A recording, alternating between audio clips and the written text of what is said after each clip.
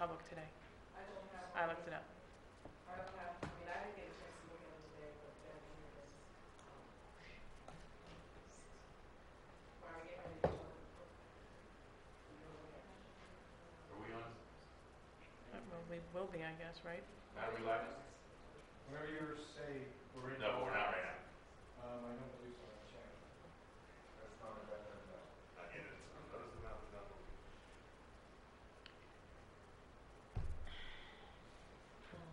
Andy, there's Should we only just one start? first motion since you're gonna read it. Bill's in it. Wendy, should we just start? Yeah. I mean, I've just sent a couple of texts to people. What is only an hour, so that there's a little bit of time for the Yeah. 7:30. All right. What time is it? I have 5 after, yeah, I think we should start. Jerry said he's coming. Yeah, I think everybody was trying to come, except Rick. Rick had work. With the rain, it might have delayed people on the. I don't think Bill's coming, but I thought Patty was, but I could be wrong. All right. Live? Yep. Do you see it? Just block it out. Well, welcome everyone to Academic Standards. Tonight we're going to have a discussion about class sizes. And so, without further ado, Mrs. McClendon. Thank you. Good evening, everyone. So tonight we're going to talk about elementary class size, and we're only going to focus tonight on elementary classes. So we did a little bit of research on this whole idea of class size reduction and class size reduction, particularly as it pertains to primary classes. And we looked at several research studies, and we were able to summarize that information from those research studies. And the benefits of class size reduction include that it leads to increased academic achievement, that academic gains are sustained through the elementary school. Smaller class sizes at the primary level result in fewer retentions, allows teachers to have more teacher-student time because the classes are smaller. And because the classes are smaller and you have fewer children together, there are fewer behavior disruptions. Smaller class sizes support increased student participation because, again, the classes are smaller. And for most of the class size reduction studies, the optimal class size is considered to be between 15 and 17, which is really much smaller than I expected. I really expected it would be hovering around 20 to 24, but they were around 15 to 17. The two major studies on class size reduction were conducted in the late 80s and 90s. The most famous one is the STAR study, and it was done in Tennessee. It involved 79 elementary schools, and what they did was they randomly placed students in either small classes of this optimal number, 15 to 17, or regular size classes. And they tracked those students for 4 years, their participation in these classes for 4 years. And what they learned was that indeed there were academic gains of the students who were in the smaller class sizes over the students who were in the regular class sizes. And so from that study, other states decided to try the same. And so if you begin to research class size, you'll find major studies coming out of California and Mississippi and Florida. And pretty much the findings are very similar. But again, that's with an optimal class size of between 15 and 17.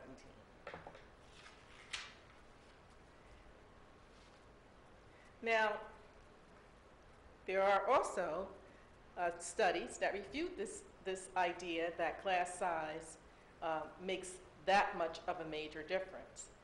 And in these studies, what they have cited is that some of the research in the major class size reduction studies, like the STAR study in California or the SAGE study in Wisconsin, what they say is that the research is somewhat flawed.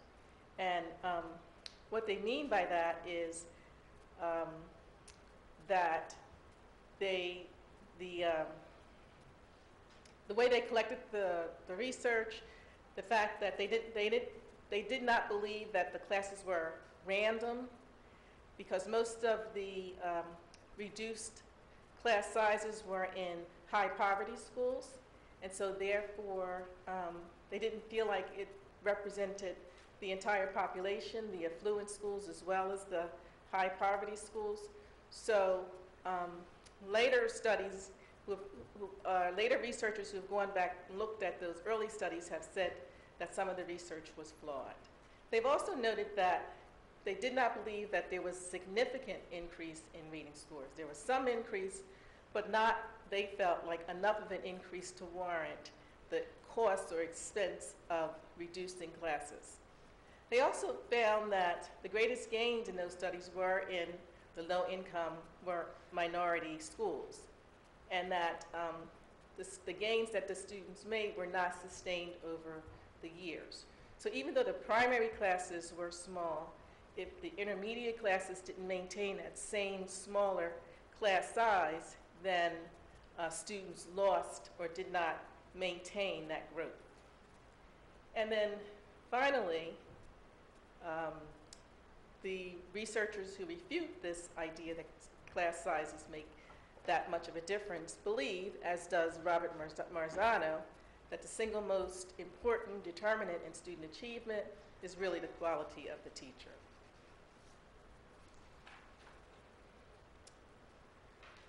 So I want to share a little bit about Council Rock's journey to class size reduction. In February of 1999, a class size committee that had been working, I believe, for upwards of a year, presented to the school board and presented a very lengthy and detailed report. And in that report, the class size committee made certain recommendations. At that time, the class size maximum was in kindergarten, 28, and the recommendation was to move to 25. In second grade, second and third grade, the class size maximum at that time was 30, and the recommendation was to move to 25 in second grade and 26 in third grade. In fourth grade, fifth and sixth grade, the class size maximum at that time was 32, and the recommendation from the committee was to move to 28.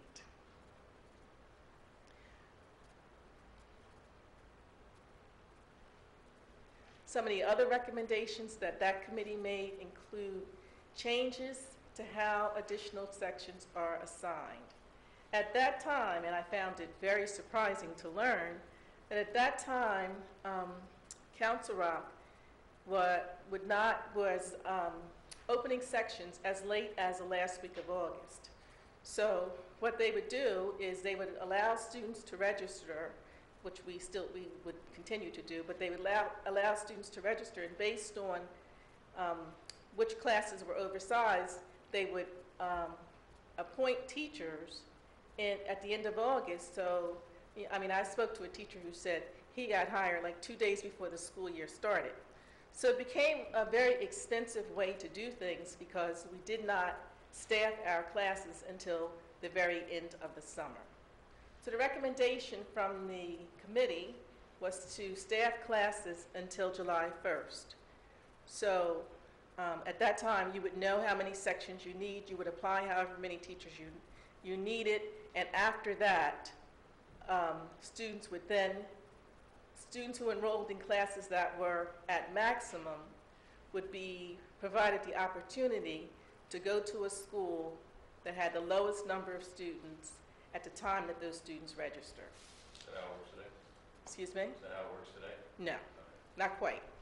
So what that means is that if I registered at Richboro for a second grade class and they were at maximum and could not accommodate my child, then I would be able to look at the other schools to see which school had the smallest second grade class, and I could choose that school. So the recommendation was to give parents the option to say, oh, I'd like my child to go to Wrightstown because there are only 18 in those second grade classes. Another recommendation to the board at that time that came a little bit later was to amend this idea of hiring teachers when you exceeded the class size maximum, and instead to hire an assistant to go into oversized classrooms. So those were the recommendations from the class size committee. So what did we do? Remember, that was February of 1999. In May of the year 2000, so the very next year, the board finally approved implementing the class size reduction suggestions from that committee in grades K to 2, and they said that they would that would happen beginning with the school year 2000, September 2000, 2001. Later that same year, in July, the board approved phasing in additional grade levels in future years, with the caveat that they would only do so if the budget allowed. So we wouldn't continue phasing in if financially it wasn't something that we could afford as a district. And then finally, in June of 2003, class size in grade 3 was implemented. So in the school year 2001, 2002, I think that's what the next slide. In the school year 2001, 2002 was the first year that we had reduced class sizes in K to 2, and they were reduced to 25 students. So, let's take a look at current practice. So now we know how we evolved to where we are. Let's take a look at current practice. So the next few slides are going to show us class size and student achievement. We're going to look at class sizes in Council Rock and a couple other districts. We're going to look at SAT averages in Council Rock and a couple other districts, and PSSA proficiency in Council Rock and a few other districts. The purpose of which is to see if having the reduced class size has significantly impacted achievement in Council Rock. So here's the Council Rock class size maximum and that of 5 other districts. In Council Rock, the class size maximum in grades K1 and 2 is 25, grade 6 is 26, grade 3 is 26, grade 4, 28, grades 5 and 6 is 30. In Central Bucks and North Penn, you'll note that they have a range. So in Central Bucks, for example, in first grade, you have to have a minimum of 18 in order to have a standalone class of second graders, and a maximum you can have is 28. So they work with ranges, as does North Penn. But as you can see, when you look at Council Rock and you compare it to the surrounding school districts, we're pretty comparable. Some school districts like Lower Merion are, lower. And also you'll note that in Lower Merion, Penridge, and Pennsbury, their 6th grade classes are in the middle school and not in the elementary school. Now the next 2 slides will show SAT scores for the school years 2002 to 2014, and these are SAT averages for those school years. And what I would point out to you as you look at this slide and the next slide, although Council Rock won't be on the next slide, is that you'll see that, we're competitive with other districts, and Council Rock is not significantly lower or significantly higher than other districts in our average SAT scores. And one district that does stand out, particularly in 2014, is Lower Merion, whose scores are higher. SAT score averages are higher than Council Rock. But with all the other schools, high schools that we were compared with, our scores are, very similar. We also looked at PSSA score for the grades 3 to 5. And the way the state was reporting PSSA scores in 2011 and 2012 was in bands. So you had the grades 3 to 5 band, the grades 6 to 8 band, and then the 11th grade band. That changed in 2013 with a school performance profile, and of course it's not looked at that way this year because of the school performance profile which started last year. But when you look at the band of grades 3 to 5 and you see the average in math and reading, again, you see Council Rock really, comparable with other districts. A little bit, Lower Merion tends to be a little bit higher than Council Rock, but The Bucks County districts, we tend to be, you know, pretty much very similar in our scores. This is grades 6 to 8. Again, Council Rock scoring within a reasonable range of the districts that are featured here. In our 6th to 8th grade band for 2011 and 2012. And then grade 11. This is the last year that PSSA was given. That would have been 2012. So you see 2011 at the bottom, 2012 at the top. And you see, you know, Council Rock, particularly in math, not as high as we would have liked for it to be at that point, but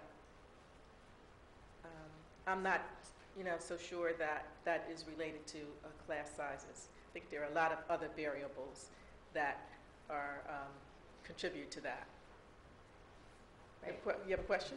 Just on PSSA data, there are schools that spend a lot of time prepping. I mean, the SAT is more objective, in my opinion, than the PSSA. That is because so. there are schools that, I mean, Central Bucks That is, dedicates a whole year to prepping the kids for the class. that is very true. And they also deliver instruction in a slightly different way in that at the elementary schools, they begin to track students for math beginning in 5th grade, I believe. So they have sort of a high track for math beginning in 5th grade. And what they do is that during math time, students go to, you know, a different math class depending on kind of what track they're in. So yes, and they do a lot of prep. They prep throughout the year. I, you know, have friends who have children in Central Bucks, and they talk about the PSSA prep homework that their children bring home. So, yeah, and that's not a practice that we realize in Council Rock currently. The next slide seeks to correlate the class sizes, which you see across the bottom for each of the schools, and the SAT scores. So the SAT scores you saw on a previous slide, and here you just see them shown a different way. But the idea was just to show that in 6th grade, our class sizes are in Council Rock, our class maximum is 30. In Penridge, the maximum is 30. In Lower Merion, the maximum is 26. Just to be fair, what this means is you're comparing the class size impact of the students 6 years later, 5 years later. Right, well, we're actually just showing you the SAT data, average SAT scores Right. for those school districts, and then we're showing you what our class sizes are. So we're trying to show that our class sizes are at 6th grade are 29, excuse me. But the measuring point, we're picking 6th grade. I'm not arguing it. I understand what Right. you're doing, but I want to understand that there are 4 or 5 intervening years between That's the correct. time they experience this class size. That's and correct. The time Time they're to tested. take the SATs. Right. Exactly. That's just. But it's also not trying to suggest that class size necessarily is impacting SATs. It's just a piece of information. These are the different class sizes, and these are the SAT scores. You know, I hear you say that, but you wouldn't present it unless you thought it had some correlation.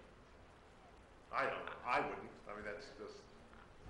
I think it's being presented to, I think it's just the opposite. I think it's Okay. being presented to show that there's not necessarily a connection.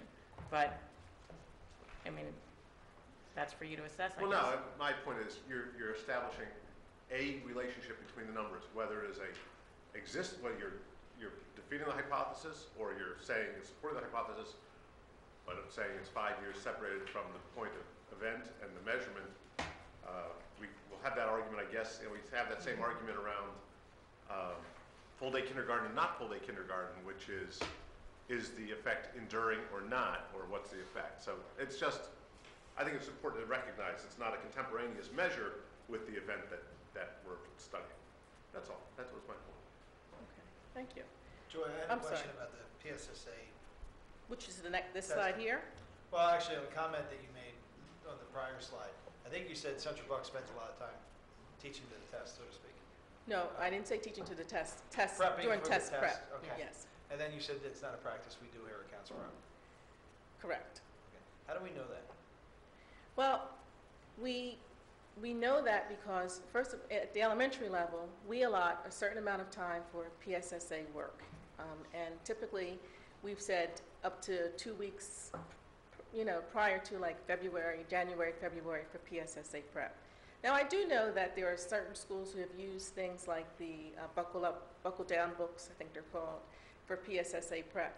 And they've used it school-wide. And that has not been a practice that our superintendent has wanted schools to do or to use it in that way. When you say schools, Castle Rock schools. Yes. Okay. So what we've said to our schools is you can use the Buckle Down books for practice, but we would like you to target that practice to students who really need that intensive practice. So what we're saying is that if you have children who are scoring basic and below basic, and you're working with them throughout the year, then those are the children that you might be using, giving that extra practice time and work to throughout the school year. But we think that, our general practice in our classroom prepares children sufficiently for PSSA. Now, I'll tell you that we do have this new PSSA. We've learned that they have a new section because they've eliminated the writing at the elementary level. And they've embedded, so there's not a separate writing PSSA test like it used to be. So they've embedded writing into the reading, which makes sense. But what they're going to do is they're focusing now on something that they call text-dependent analysis. And what that is an exercise in which children have to go back into the text, use the evidence from the text to respond to a question, and analyze in an analytical sort of fashion or manner. So we don't know that our children have had enough practice with that. So we are this year planning additional classroom instruction and practice to prepare our children to see that kind of a question on the upcoming PSSA. And that's really the extent of what we do. When we know what the eligible content is, we want to make sure that it's covered before our children have to take the test. So how long would something like that carry on for? Well, That extra instruction on that? so the text-dependent analysis instruction, what we plan to do is we plan to give children one task in December. So it might take a day and a half.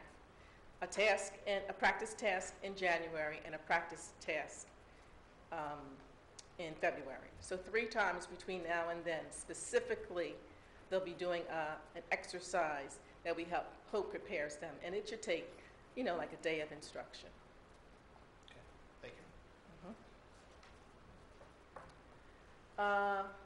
Moving on. Looking at the PSSA scores for the grade 3 to 5 band from 2011-2012, an earlier slide. Again, just doing the same thing we did on the previous slide, showing the class size for 3rd grade at the bottom of the screen and the PSSA data. This next slide does the exact same thing for 4th grade. Again, still using that grade 3 to 5 band.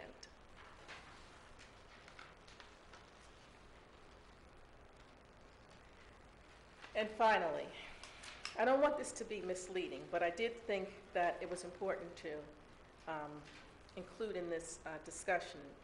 And that is, on the first slide, you see 5th grade. The average 5th grade PSSA score in 2001. And that was really prior to the class size initiative being implemented with the smaller classes in the primary grades and throughout. And then the PSSA, grade 5 PSSA scores in 2008. And you see that they're significantly higher. And the children who took that test in 2008 were children who participated in the smaller class size from kindergarten throughout their Council Rock career.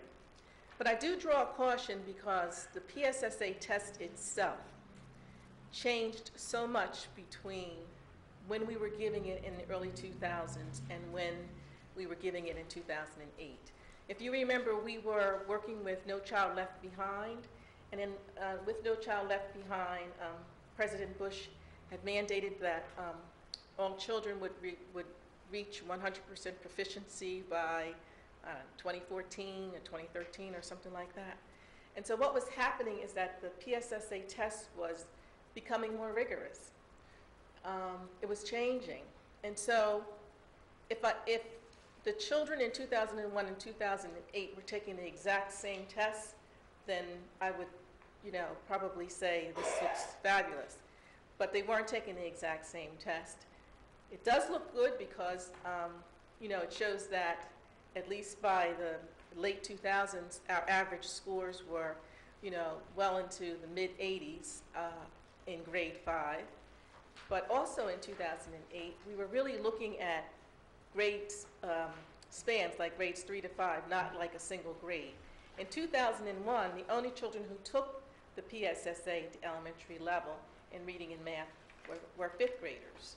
In 2008, 3rd, 4th, 5th, and 6th graders were taking the test. So by the time these 5th graders took this test, they had already experienced it in 3rd grade and 4th grade. So I just wanted to point that out. Do you have a similar chart for the college prep course class? SAT? Thank you. SAT? I do not. Okay.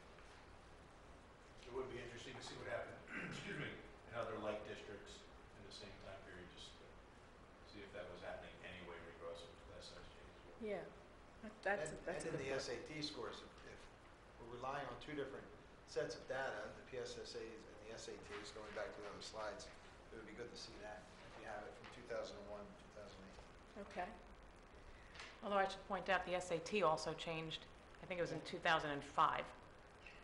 So, because they added in the writing, which they're not doing anymore, I think, and the verbal section was completely redone, so that might not correlate either, but. So I wanted to talk a little bit about our practice, because I think that is something that we might want to explore moving forward. So this next slide shows how we've addressed enrollment spikes for the last 3 years. Typically, during budget time, the administration asks that some teachers be placed in the reserve. And those teachers are to address when classes or sections reach their maximum and we need to apply another teacher, that teacher's already in the budget. So that's what the reserve is. So if you look at 2012-13, we had 4 teachers in reserve, and we went back and requested a .5 kindergarten teacher, which we were granted. And those teachers were applied to the schools as you see. So Finestone got the kindergarten class, so Finestone got a 3rd grade class, Newtown Elementary got 1st and 3rd, Goodnoe Elementary got a 1st grade class. And then at the bottom, the sister school, I just want to explain what that means. That means that after we had assigned all the teachers and sort of closed down and said there weren't any more teachers, we weren't opening any additional sections, we continued to have children who register in schools and grade levels where the maximum had been reached. And so what we do is we offer those children and their siblings the opportunity to go to the closest elementary school to them, and we provide transportation. So when you see that number of sister school, that means 11 children that year were attending other schools. Some of those might have been sibling situations, so it could have been 8 children, but because they went with a sibling, we added them. And then what we do is we count those children who are attending a sister school in a school year. We count them in June so that we can ensure that they are returned back to their home school. A question? That was my question. What happens the second year? So Yeah. you answered. Yeah. We count them early. So as you can see in 2013-14, again, what we did and how many children were sister schooled, and then this past year, I just want to point out something about this past year. This past year, we had 0 teachers in reserve in the budget, but we requested 3, and those teachers were applied to Hillcrest 1st grade, Newtown 1st grade, so Finestone 2nd grade. And then when we experienced oversizing in grade 2 at Wrightstown Elementary School, there really wasn't space to apply a teacher at Wrightstown, so we applied an assistant to assist in that 2nd grade classroom. So it's 1 assistant, and she works between the 2 2nd grade classrooms. And we only have 4 children sister schooling this year, and that's probably the lowest that I've seen since I've been working with enrollment. Would that because be because we had earlier registration or fewer move-ins? You know, I think, I don't know that it was early registration, but I not think earlier, it was, but more timely. yeah. I think it's fewer children registering for sections that are closed. Okay, so the next slide shows the average class size for each grade level in our schools this year. In parentheses, you see the number of sections that we have in that particular grade. And I've also given to you, to the board, the November enrollment report in case you wanted to look at that also. But I just wanted to point out that you can see that there is, you know, a disparity between some schools having very large sections and other schools having smaller sections. So if you look at, for example, 5th grade, you just look at the 5th grade column, you see that, you know, at Richboro, the average class size is 24. At Rolling Hills, in 5th grade, it's 20, whereas at Churchville, in 5th grade, it's 30. So you can see the disparity between how some of the classes end up being much larger than other classes in that same grade level, you know, in other schools. And That really, it really is about, you know, how the registrations go in a particular year. And what you're speaking to, well, you're looking at average class size, looking at absolute terms, you're right. And it's important to note that in absolute terms, you range from, choosing 5th grade again as your example, Churchville, which has 30 kids in a class, actually in 3 sections that each have 30, down to Rolling Hills that has some sections, 2 sections that have 19. So those teachers have 11 less kids Yes. per class, and that we have that range all over the board. I mean, again, looking at some of the smaller schools, you'll have that occasionally, but you know, again, Churchville, 29 kids in a single section, driving down to a low of 1 section or 3 sections actually, again at Rolling Hills of 20 each In in 4th grade. 4th grade. So just looking, just Rolling Hills popped out, so we've got 60 kids there in grade 5. Why would you have 2 sections? Well, that's a very good question. And the reason why is because they started out with, what do they have, how many do they have? They have It's 60 Exactly now. 60. All right, so they started out with 64 or something like that at the beginning of the registration period. And then later in the summer, for whatever reason, I think one family was a set of twins, families moved. And so like late in the year, they ended up having less. And if you look at Rolling Hills 6th grade, you see that they're 3 over and they're 2 sections. It- So just following up, so we're making these decisions early in the summer. If we get to a place that's, and is there a cutoff date to be able to change something like that to find efficiencies in that count? We don't necessarily have a cutoff date for that. What we have a cutoff date for is applying teachers.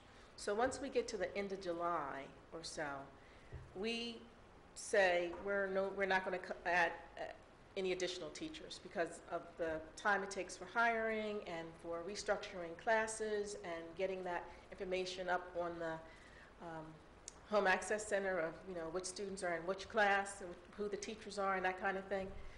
So no, we don't. And we were frankly quite surprised at what happened at Rolling Hills with the 6th grade because they didn't get over until like the last week of August which is very unusual. It's unusual for new families to move in and have 6th grade students. Generally, when new families move in, they're moving in with primary students. So we were really surprised when that happened. And I had a conversation with the principal and teachers at that building about that, about possibly doing the flip-flop. And the 6th grade teachers were fine with it and wanted to, you know, have their classes be slightly larger this year. Actually, the same thing happened, I'm looking at Goodnose 3rd grade. Those numbers, I think, from previous month, but right now, they're showing a population of 104 students, which should be 4 sections, but they have 5 sections. So is that the same thing, that the issue of students moving out Yes, and also or moving out, yeah. And that's the thing about this is you want it to be as scientific as possible, but it ends up being so unpredictable because families move and, change all throughout the summer. So you think that, you have it down and you have it looking good, say the end of July, and then all kinds of things happen during the month of August that throws things off. So that, yes, that's true. The other thing I will note about Goodnow, though, is that we have typically tried to keep a little bit of wiggle room in Goodnow because of the population of special ed students who spend much of their day in the regular classroom. So we've tried over the years to maintain a little bit of wiggle room. I don't know that we will be able to moving forward, but we have tried to do that. Can you help me understand wiggle room? And here's why I ask. Just to be fair, and this is the conundrum in class size, which is we work with a concept of class size maximum. But what happens is when they split, we get to class size minimums. Now, you may say that and I'm kind of speaking just to keep everybody aware, you're right, that we say there is an educational responsibility that if you go beyond a certain class size maximum, maybe you're not delivering the same quality of service. Conversely, from a fiscally responsible perspective, you go the other way and you say, well, I'm certainly understaffing. I want to be fair, though. As we looked at this, we've seen some that are under and really drastically under. They're Wrightstown, second grade, both classes are over their maximum. Their max is 25, they're at 28 and 27. They're both over their max. When you look, Welch has a third grade over its max. Grade 6 at Rolling Hills, one class is at the max, next one's at 32, two over the max. So when Joy speaks about, this dilemma that, things are moved, these are human beings who are moving and it's fluid, there is a certain latitude. That's why when we talk about it's a directive, it's not a board policy that this is the class size maximum. It's really just a board directive, a board guideline. We don't, the superintendent, the directors of elementary education do come back and inform us when that's happening. But, it's a double-edged sword. It's how do you make it happen? That's where when we looked at, and we'll talk later tonight about, 700 child schools, they become more efficient because even if you break 5 sections to 6, the sections stay high. If you break one section to 2, it becomes very inefficient. It's by background. It's for people who are watching. So everybody shouldn't think that we're giving away the store every time there are times when the decisions are made that you'll exceed class size maximum. I don't know that we have a max on the maximum or, an excess limit on the maximum. And I would add to that in most years, we have gone over. We've gone over several times at, say, Newtown, for example, where the first grade classes might be 26. If there are 4 first grade classrooms, 2 or 3 of them might have 26. So we've gone over in lots of places and often. This particular year, that didn't happen as much, but it has happened in the past. And we simply call the principal or we say to the teacher, listen, we've got a family of 4 moving in. We really need to keep them together in your school, and so therefore, your class is going to be over the suggested, and we always say suggested maximum this school year. And teachers have been fine and flexible and accepting of that. Help me to understand one thing. If we were to look at Goodnow in the second grade, there are 5 sections, and they range from 21. They are in size, in ascending order: 21, 23, 24, 25, and 26. Mm-hmm. So. You're right. I would think that once the school year begins, load balancing is sort of closed out here. You really well, they have at that grade 2, their maximum is 25, so they have 118. But how do you balance? Why is 1 at 26, which is 1 over, versus having put that child in the 21 class? Likely, that 21 class is going to include more of the children who are in special needs. With special needs. So that's not only, it's a function also of the space those children need. That's correct. As well, that, the accoutrement, some of those children, just to be very clear, where you might have in other classrooms, you might have a desk for a student moves a desk. A child with special need may have a prone stander, a positioning seat, a positioned desk. And an adults. assistant who has to sit next to them Right, to adults who turn the accompany page. them. Okay. Yes, yes. So, in summing up the data, I believe that what I share with you tonight shows that, Council Rock is comparable to most school districts in terms of class size maximum and also with our achievement. In any given year, as we just talked about, some sections have fewer sections and others, than others. Spikes in enrollment by grade and school certainly impact the class sizes, and that is not always something that we can predict. And that our process for assigning additional sections is similar to what happens in most districts, because I did seek information from surrounding districts as to what do you do when you face this dilemma of having children exceed a class size maximum. And most school districts do exactly what we do. I was surprised to learn that one school district, I think it was Centennial, does what we used to do years ago, and they wait until the week before school starts, and then they decide how many sections they're going to have. So they wait pretty late, and they are in a hiring frenzy at the end of the year as a result of that. But I also want to point out that the data doesn't show what smaller class sizes have meant in our schools. But if you talk to teachers or you talk to principals and you gather that kind of qualifying data, they'll tell you that they believe that when the classes are smaller, that there are fewer behavior issues and behavior notices that are given out, which result in fewer school suspensions, because you have fewer children together and you have teachers who can give more attention and time to the children. Smaller class sizes allow us to optimally use the physical space in classrooms, particularly now when we work with developing centers and all of that, which we may not have had. When I was in school, the desks were in rows and there wasn't a center in the classroom. But now, our kids go to the reading center and it's usually cozy with a carpet and, a beanbag chair and things like that. And you have your math center and you have your science center. So we can, we are allowed to really optimize how we use our physical space. And then having smaller classes allow for teachers to have more opportunities to pool children for small groups and to have one-on-one instruction with children. And therefore, I think we're doing a much better job of meeting the individual needs of our children with the class sizes that we currently realize. So what are our next steps?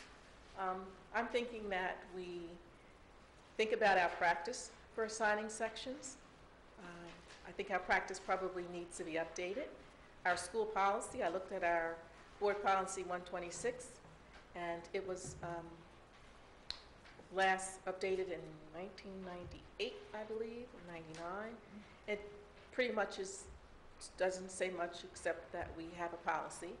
Did Rick and Jerry, did you guys do that one? 99, actually, well, I wasn't on the board till 2000, but what happened was there was a class size committee, and I apologize if Joy went over this previously. So there was a class size committee in 98 that Rick and I were part of. The thought was that we wanted to keep them out of policy and really to stay more as an administrative guideline. Just so you know, the other parts of it, it is interesting to note, this has been sorry to interrupt. No, please. It's me.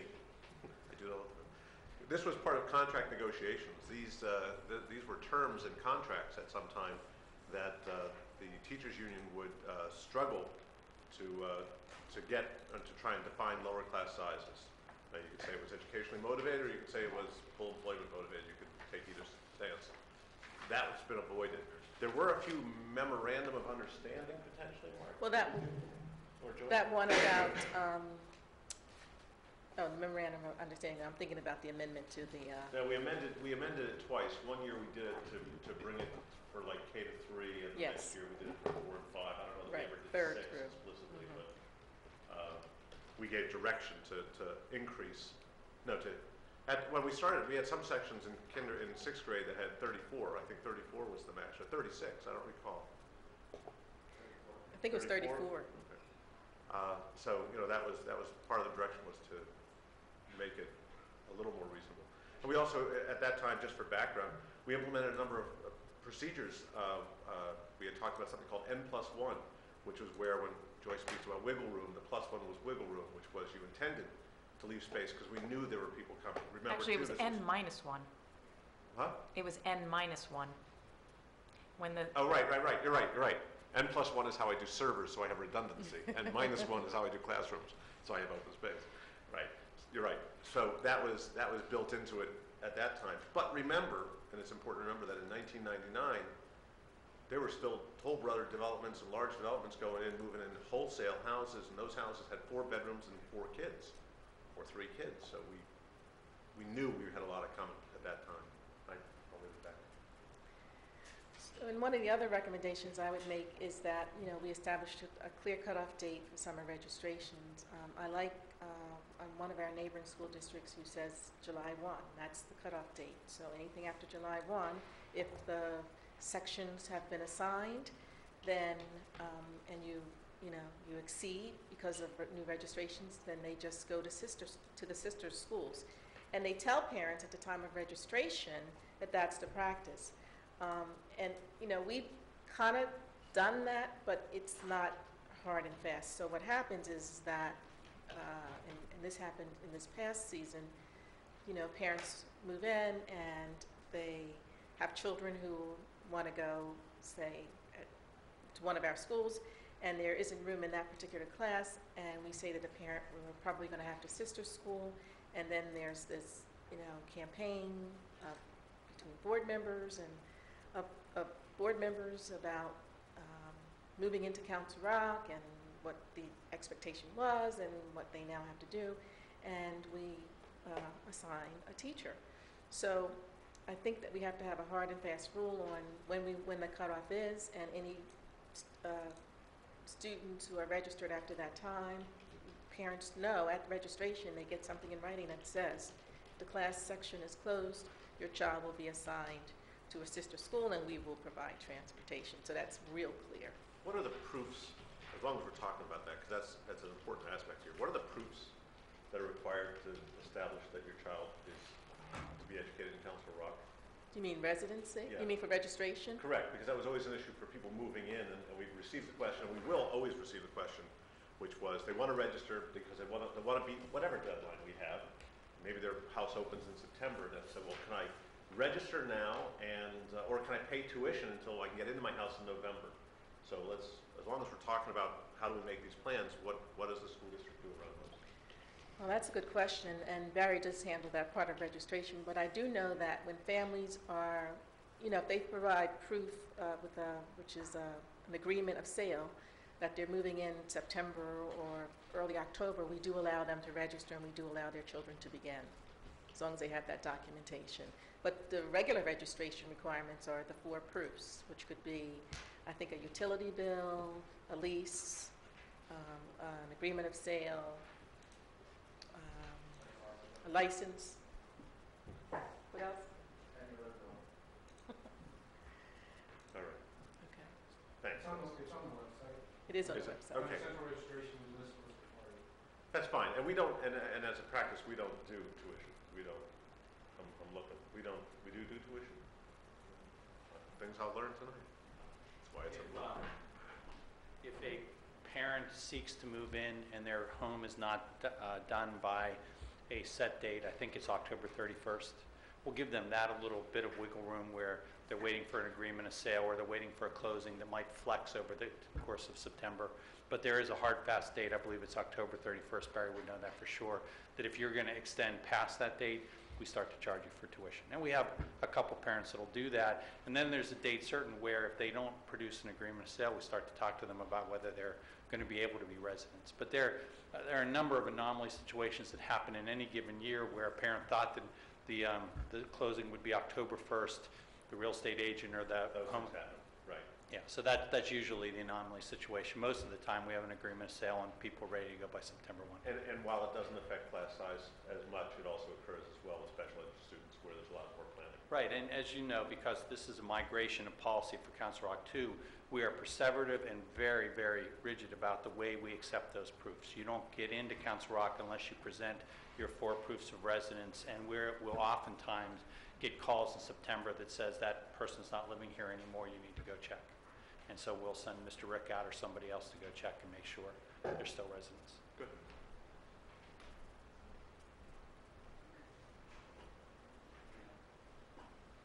So, there are very clearly next steps. What's the best way to approach this? Do we need to bring this back to another academic standards meeting? Because obviously we should get some resolution on this by, Well, I mean, I was thinking that depending on what the motions, what's decided tonight in terms of how we're moving forward as a district, that if, say for example, there is because I read in the motion that there might possibly be a plan for elementary, sort of part of a 5-year plan on what's happening at the elementary schools, that maybe some of this information could be worked into the plan, and I would be glad to work on updating the policy, probably work with Mark, as we've done in the past, and then he has a policy committee with updating the school board policy, but of course I would need direction from you as to, what that update should look like.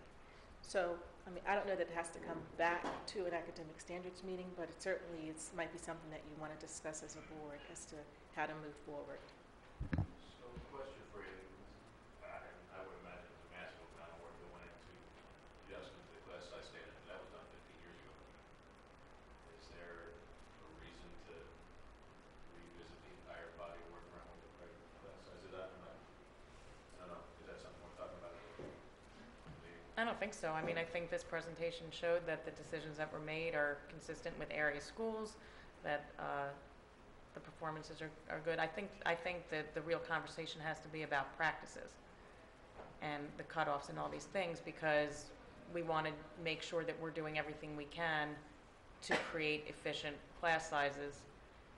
And so, I mean, those conversations absolutely should take place before, by the spring, so that we can make sure that if anything's going to be changed in how we approach it, that it's in place well before those sections start getting built. That's right. I Good. I think it's an interesting thought that some of the school districts have minimums. So. But we I- naturally have minimums also. They're They're not They're stated, half the but- maximum.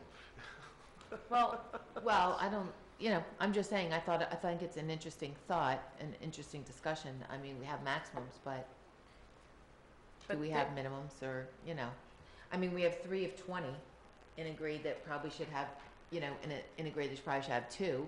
So well, if that's we a had a different issue. minimum, Right, but that's a different issue, because when those sections were built, there were more students. The unpredictability of students who move out of the district is far greater than the unpredictability of late registrants. So, I mean, to that point, Jerry talked about N-1.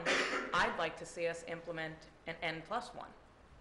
I'd also like to see us talk about, more clearly about situations where we would hire a teacher assistant versus breaking another section.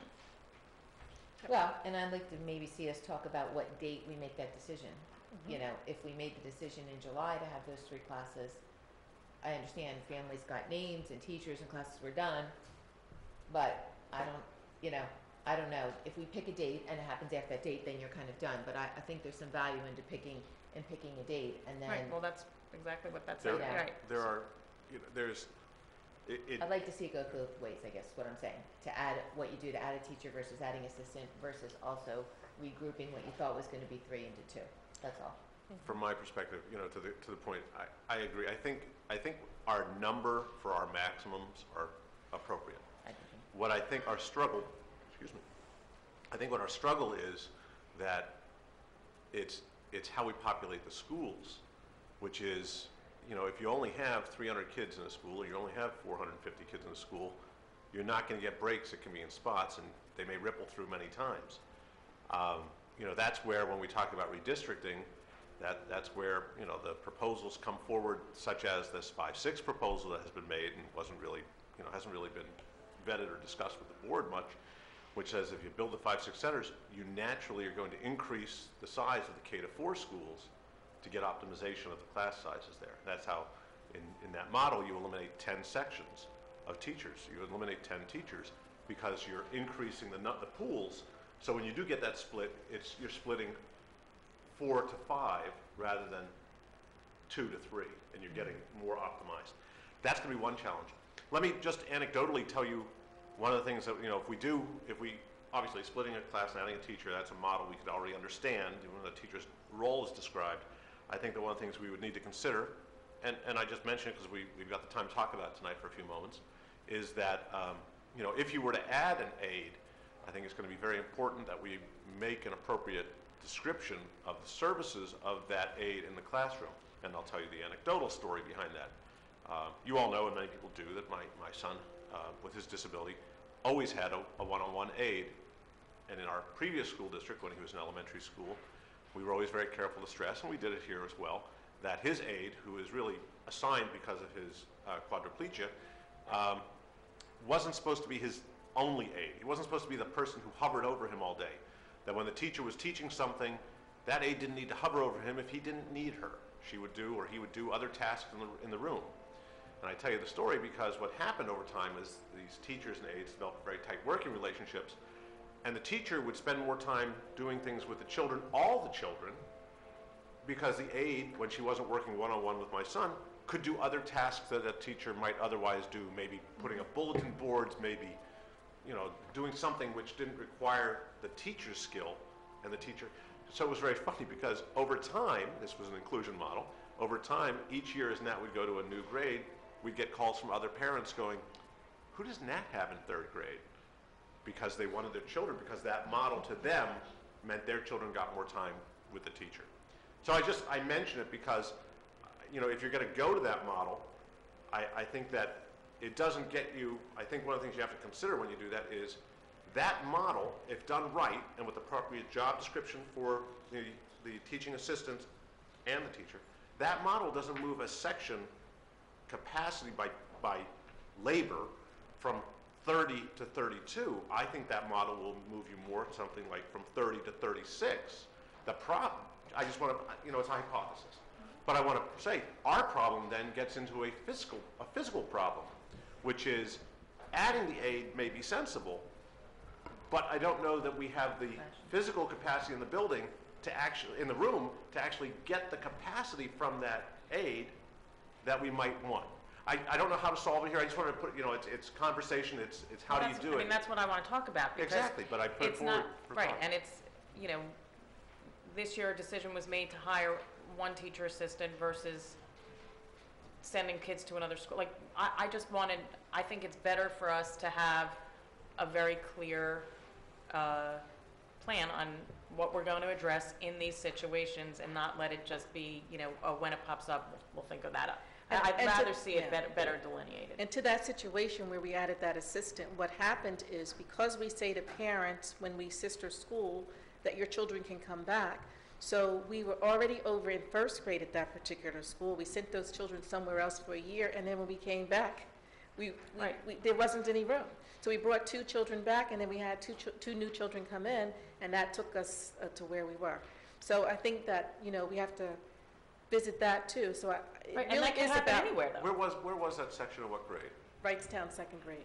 But that could happen anywhere. Yes. I mean, it describes a situation, I mean, maybe less so for next year since we only have 4 kids out at sister schools. But the point is that, these things do happen, and I just think that it's better that we pay attention to it and strategize for it beforehand to know, how we might deal with it when it came. But to that example, though, it is interesting because if you added that aide, we added one aide. We had 2 sections, so we added one aide, Yes. but we still we added children beyond capacity at 2 classrooms, where maybe we should have potentially hindsight's 2020 said to 1 classroom with the aide, because that room, it's not an increment of 1. To your point of physical space, though. Yes, true. I don't know the That's space what I that it would- is that may yeah. have been the limiting That's what I factor would there. contend, having walked through that school. But yes, I would agree. If you have physical space, then you put all 4 extra kids where the aide is, and, maybe she goes back and forth. Well, that's a but consideration. whatever. As you renovate I agree buildings, with you think you. about I think it should be super delineated. rooms. A few super rooms that are accommodating for that, Yeah. supersizing.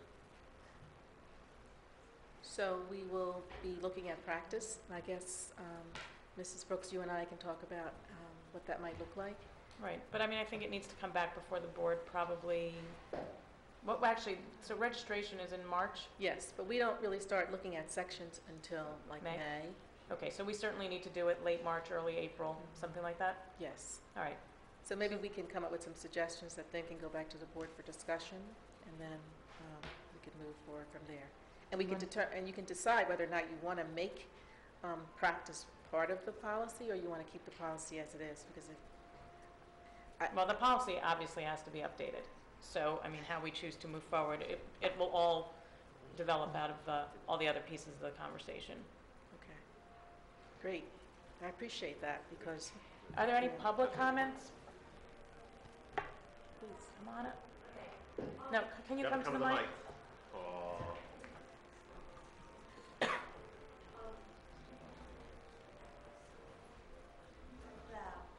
I'm Joanne. So I have a comment and a question, and Jerry kind of brought it up, but in elementary schools, I'm not sure, but it's, what I recall is that on occasion, especially at 5th and 6th grade, when kids switch classrooms, depending on the pull-out program, sometimes children would end up in other classrooms for a particular subject because of where they were pulled out before. And I recall that in math and science, they did not have enough desks for the students. I recall that.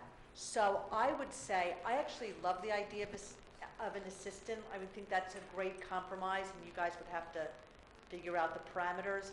But in many of the classrooms, there's definitely a size constraint. And the other question I had for you, Joy, was when you were looking at the test scores for the PSSAs, did you break out the trend of students who, the percentage that scored a basic and below basic, and if that grouping had improved more or less or the same as tracking the entire population? No, I looked at the average, so that did not break out Because I think it would be interesting to see if that was an improvement, because that would be, I think, significant.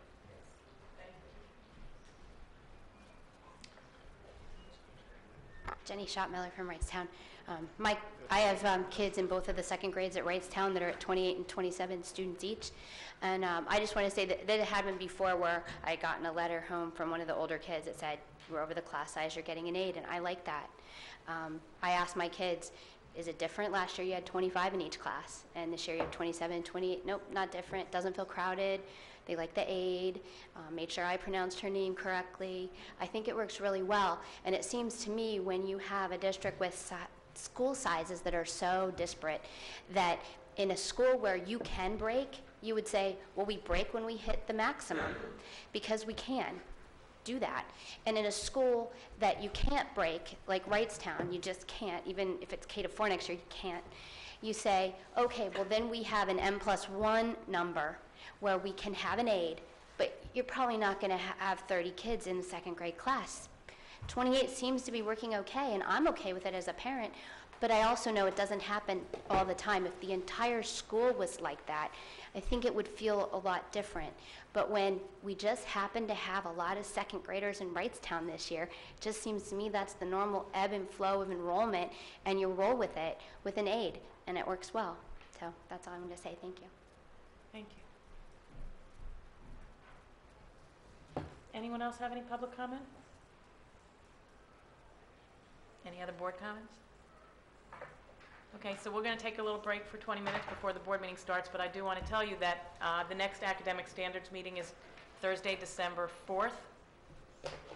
4th? And that topic will be a review of the PSSA's, Keystones, and the school performance profile for the district. So, And thank you, Joy. yeah, Thank thank you you. so much. Really great information.